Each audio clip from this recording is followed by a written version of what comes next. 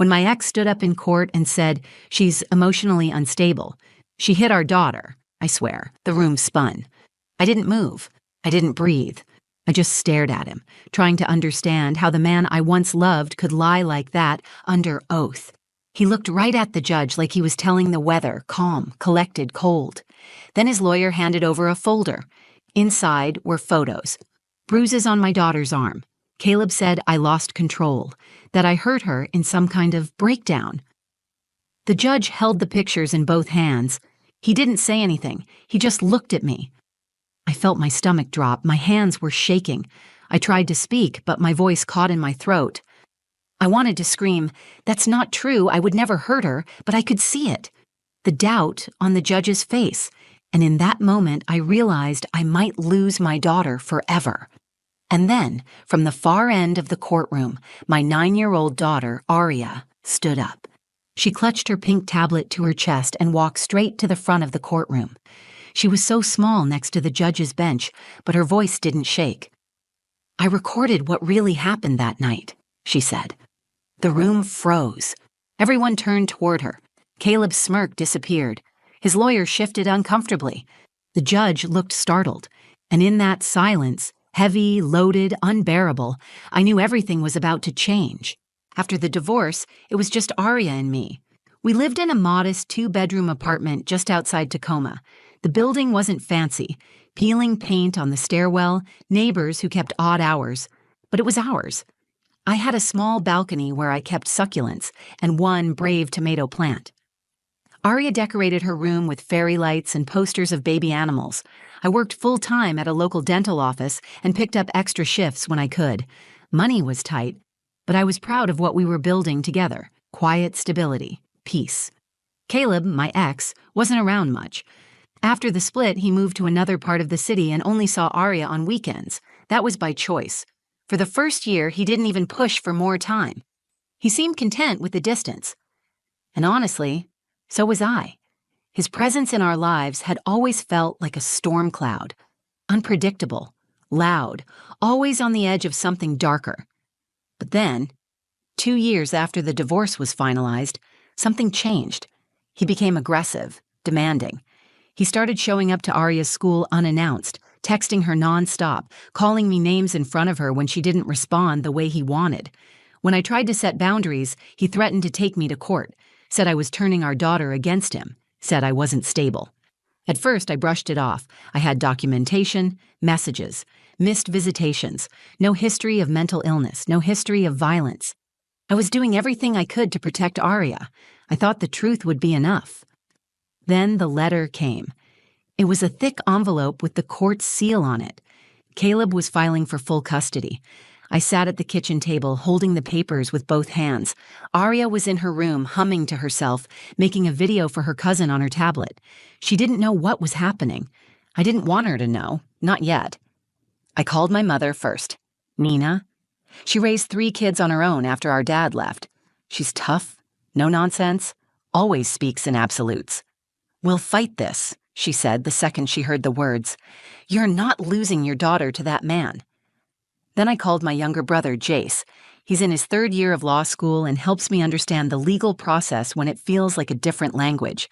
He didn't sugarcoat anything. "This could get ugly," he said, "but you have a strong case. Just stay calm and document everything." I tried to do just that. I organized every screenshot, every school email, every incident report I had filed when Caleb lost his temper during pickups. I talked to Aria's teacher and counselor. I printed years' worth of visitation logs. I filled a binder. Still, I couldn't shake the feeling that something was off. Caleb wasn't just trying to increase custody. He was trying to erase me, discredit me. It wasn't about parenting, it was about punishment. The week before the hearing, I barely slept. Aria asked me if I was sick. I told her no. I told her I was just busy. She looked at me and said, "You're scared." I didn't know how to answer that, so I kissed her forehead and changed the subject.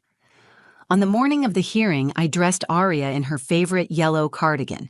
She brought her tablet like she always did for long waits. I didn't know how to prepare her for what was coming. I didn't even know if she would be allowed in the courtroom. When we walked into that courthouse, everything felt too big. The walls were too white. The air was too still. Caleb stood at the front next to his lawyer in a tailored suit and that practiced look of concern he always wore when he needed to seem like the good guy. He looked straight at me and smiled just a little. That was when I knew. He wasn't just confident. He thought he was going to win. He thought he had already won.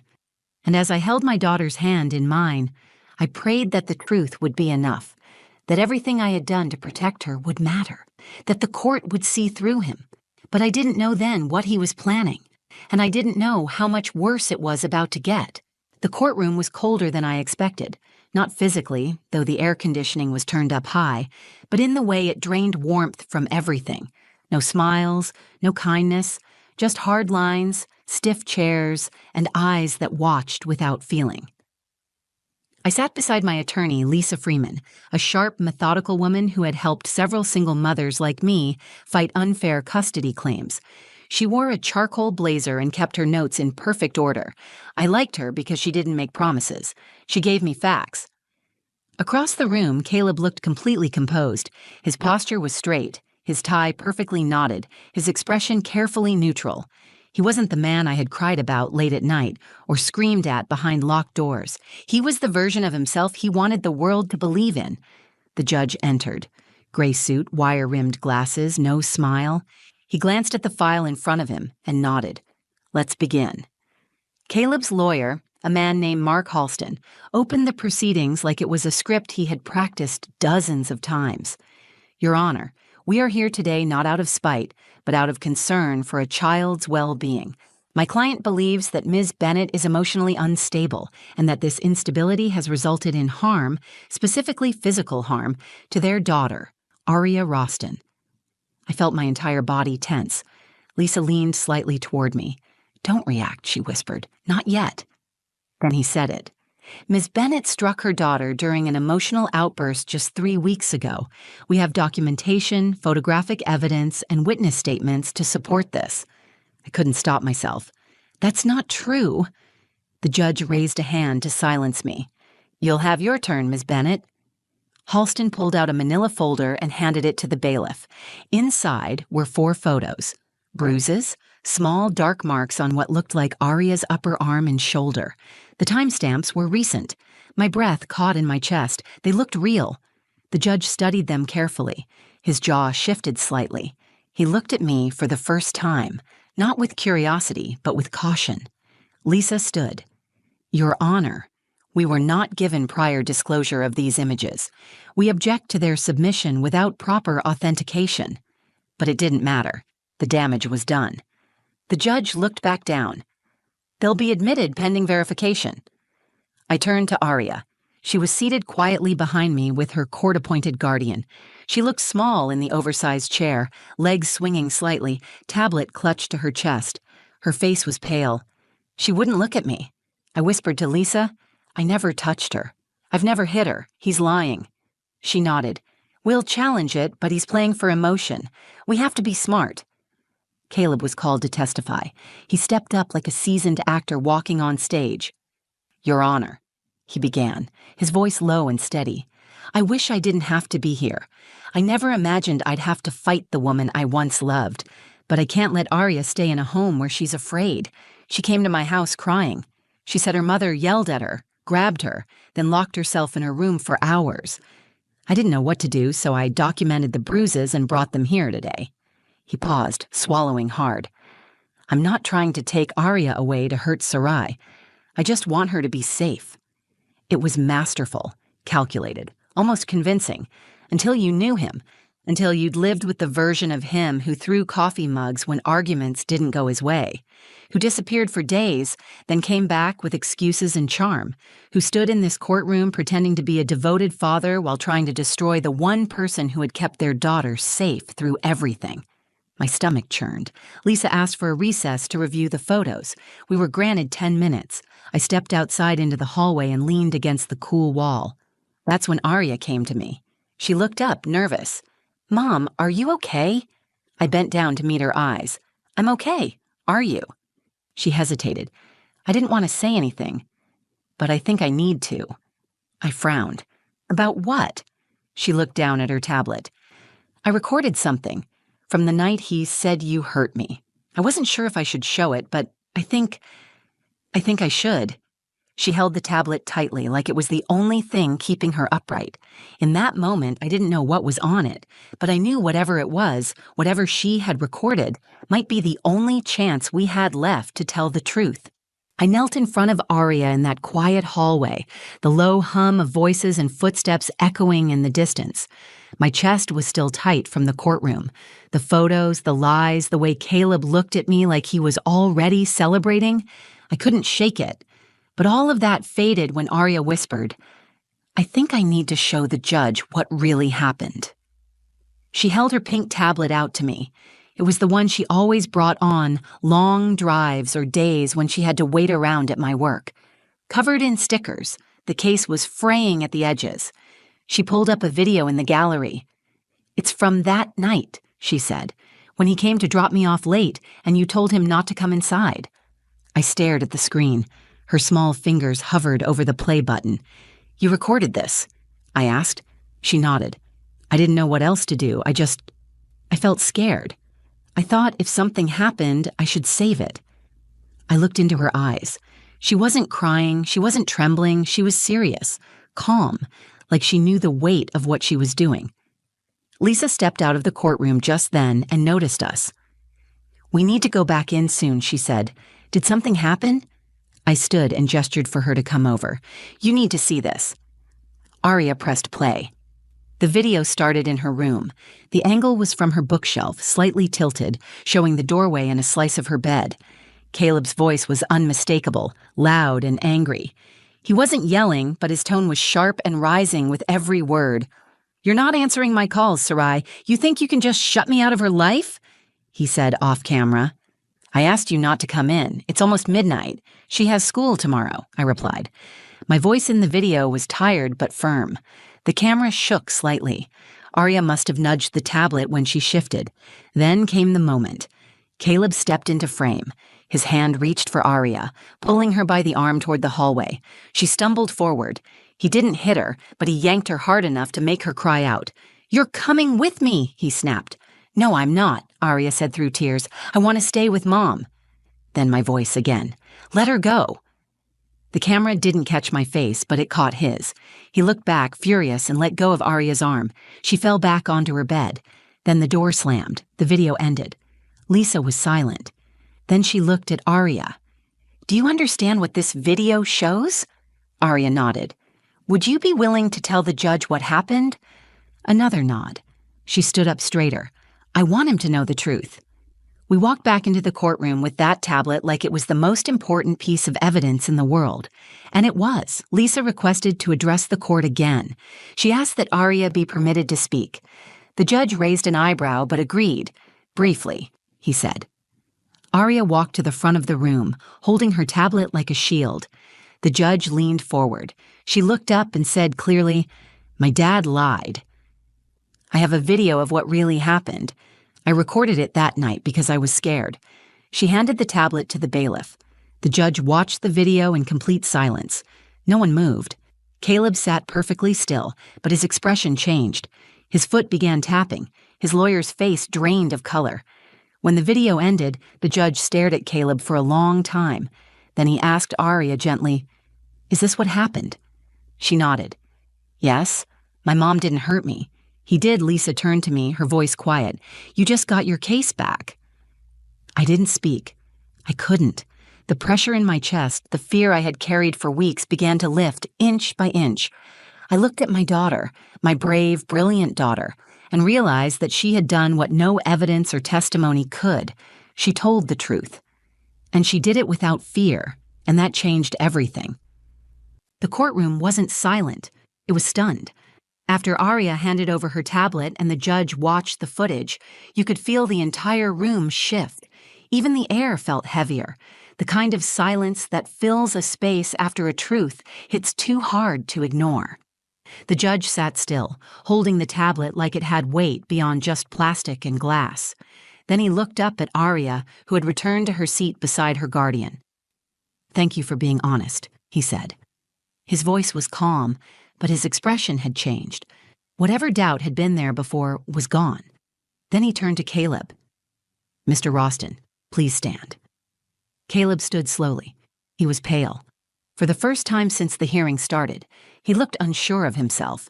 The judge continued, "This court takes allegations of abuse very seriously. Your sworn statement claimed that the mother physically harmed your daughter. You provided photographs as evidence, and yet the video we just reviewed tells a different story." Caleb shifted on his feet. His lawyer leaned over and whispered something to him, but the judge raised his hand. "No interruptions. I'm not finished." Lisa sat beside me with her arms crossed. She didn't smile, but I saw the tightness in her shoulders finally relax. She leaned toward me and whispered, "He's in trouble." The judge lifted the file with the photos Caleb had submitted. "We will now open an investigation into the origin of these images. If they were falsified, submitted under false pretenses, or staged, there will be legal consequences: perjury, fraud, possible endangerment of a minor." Caleb finally spoke. "Your Honor, that video is taken out of context." The judge's eyes narrowed. "The context appears clear. You forcibly grabbed your daughter's arm and attempted to remove her from the home against her will. The child made it known she felt unsafe. That alone raises serious concerns." Caleb's lawyer tried again. "Your Honor, perhaps we should request a delay to further examine—" "No," the judge interrupted. Firm now. "This is not a debate. You brought these accusations into my courtroom, presented falsified evidence, and attempted to manipulate this court to sever a mother from her child. That is not something I will allow." I looked at Arya. She was hugging her knees, her face buried in them. Her guardian rubbed her back gently. She had held herself together through all of this, but I knew she was still just a child, trying to be brave in a world that shouldn't have required it. The judge turned back to me. "Ms. Bennett, based on the evidence presented today, I am dismissing the father's petition for full custody. Effective immediately, you are granted primary physical and legal custody of Arya Roston." My throat tightened. I didn't cry, not yet, but the relief hit me so hard I could barely hold it in. He continued, "Mr. Roston, you will be subject to supervised visitation only, pending the outcome of the investigation. A formal evaluation will be ordered, and any further visitation will depend on the findings. This court prioritizes the well-being of children above all else, and right now, your actions suggest you are not acting in your daughter's best interest." Caleb said nothing. The room stayed quiet as the judge finished his statement and banged the gavel. It was over. When I turned to Arya, she looked up at me with wide eyes. I knelt in front of her and took her hands. "You were so brave," I whispered. "You told the truth, and that helped the judge see everything clearly." She nodded but didn't speak. Her little fingers tightened around mine. We left the courthouse together. Outside, the sky was still gray, but the air felt different, like we were walking out from under a shadow. My mother was waiting by the curb, pacing. When she saw us, she ran over and wrapped us both in a hug so tight it took my breath away. "I knew the truth would come out," she said, "but I didn't expect it to come from that little tablet." Neither did I. I had walked into that courthouse terrified that I would lose the most important person in my life. I walked out knowing that no matter what Caleb tried, we had something stronger than his lies. We had the truth, and we had each other. The day after court, Arya slept in for the first time in weeks. She usually woke early, always buzzing with energy, asking about breakfast or cartoons or what we were doing that weekend. But that morning, she stayed curled up under her blanket, clutching her stuffed elephant, her chest rising and falling in slow, even breaths. I let her sleep. I sat alone in the kitchen, coffee untouched, the sunlight creeping in through the blinds. The silence felt different now, not empty, but calm, like the war in my body had finally ended. I wasn't bracing for the phone to ring. I wasn't refreshing my email waiting for the next court notice. For the first time in 2 years, I wasn't afraid of what Caleb might do next. Later that afternoon, Arya came into the kitchen and climbed into my lap. She didn't say anything at first, just leaned her head on my shoulder and held on. After a minute, she said, "I didn't know if I did the right thing." I held her tighter. "You did more than the right thing. You told the truth, and you were so strong." She looked up at me. "But I still feel scared sometimes." I nodded. That makes sense. What happened wasn't okay. You're allowed to feel scared. But we're safe now. No one's taking you away from me. That moment stayed with me, because as much as I wanted to slam the door on that chapter, healing doesn't follow a schedule. The court ruling gave us protection, but it didn't erase the damage. It didn't take away the nights Aria flinched when someone raised their voice, or the way I still checked the locks twice before going to bed, but it gave us something we hadn't had in a long time: control. I started taking Aria to a child therapist. Someone kind, someone who let her draw when she didn't have words. At first, Aria stayed quiet during sessions, but over time she opened up. She talked about what she saw, how it felt, and why she decided to record that night. One day, she told the therapist, "I just didn't want them to believe a lie." That sentence sat in my chest like a fire. She understood more than any child should, but she didn't let that make her bitter. She stayed kind, curious, and thoughtful. The damage her father tried to cause didn't define her. It sharpened her instincts, but it didn't harden her heart. As for me, I started speaking at local support groups. I never imagined myself in that role, but when I shared what had happened, the courtroom lies, the forged evidence, the moment my daughter stood up and took back our truth, I saw faces light up with recognition. Other women nodded, some cried. One woman approached me afterward and said, "I thought I was the only one." That broke something open in me. I knew I couldn't keep quiet. Caleb still sends messages. His attorney tried appealing the court's decision, but the video evidence shut that door fast. He's currently undergoing a custody evaluation, and until that's complete, his visitation remains supervised. There's no more overnight visits, no more manipulation, no more twisting the truth until I question my own memory. I still wake up some mornings with a tightness in my chest, but it passes. I remember that we got through it, that my daughter stood up in the face of fear and told the truth, even when it meant going against her own father, that I stood beside her, even when no one else believed me. People think strength is loud, that it's about yelling or fighting or standing tall no matter what. But strength, I've learned, is quieter than that. It's the decision to keep going when the world calls you a liar. It's holding your child's hand when your voice is shaking. It's choosing to believe in the truth when lies are easier to sell. If you take anything from our story, let it be this: truth has power, even in a courtroom stacked against you, even when the lies look polished and professional, even when you're tired, outnumbered, and heartbroken. Truth doesn't always shout. Sometimes it stands 4 feet tall, holding a pink tablet and says, "I recorded what really happened." That moment changed everything. For Aria, for me, and for every woman who's ever been told she's too emotional to be believed. We weren't weak. We were waiting for the right time to speak, and we did. If this story moved you, even just a little, please take a moment to like the video. It helps more people hear stories like mine, stories that are too often silenced or ignored. If you've ever been through something like this, or know someone who has, share this video. You never know who might need to hear it today. I read every single comment, so if you have a story, a question, or just want to say you believe survivors, leave a comment below. Your words matter more than you know. And if you want to hear more true, powerful stories like this one, subscribe to the channel and hit the bell icon so you don't miss the next one. Thank you for watching. Thank you for listening. And most of all, thank you for believing in the truth.